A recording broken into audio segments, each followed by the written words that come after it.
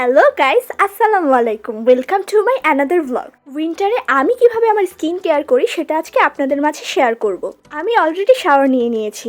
আমি শাওয়ারে থাইল্যান্ডের এই স্লোনোটা সোপটা ইউজ করেছি। এই সোপটা আমার হোল বডিকে অনেক সফট রাখে। আমি শাওয়ারে ট্রেসিমি শ্যাম্পু অ্যান্ড এই কন্ডিশনারটা ইউজ করেছি। আমি অলওয়েজ শাওয়ার নেওয়ার পরে ফেস ওয়াশ করি।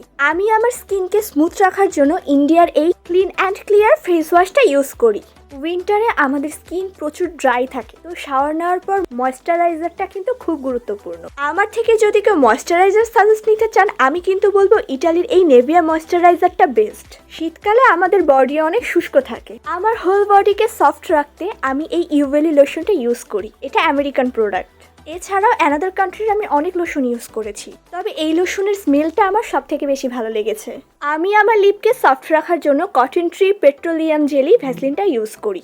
এই প্রোডাক্টটা ইংল্যান্ডের। এই ভ্যাসলিনটা আমি প্রতি রাতে ইউজ করি অ্যান্ড ট্রাস্ট মি, এই ভ্যাসলিনটা আমার ঠোঁটকে খুব সফট রাখে। স্পেনের এই নেভিয়া হ্যান্ড ময়েশ্চারাইজারটা কিন্তু আমার মোস্ট অফ ফেভারিট। এটা আমার হাতকে সফট অ্যান্ড ময়েশ্চারাইজ রাখে। এবার আমি হেয়ার ড্রায়ার দিয়ে আমার চুলটা শুকিয়ে নিচ্ছি। আমি এভরি উইক আমার হাতের নেল পলিশ কালার চেঞ্জ করি। এই নেল পলিশগুলো নেপাল, থাইল্যান্ড অ্যান্ড ইন্ডিয়া থেকে আনা।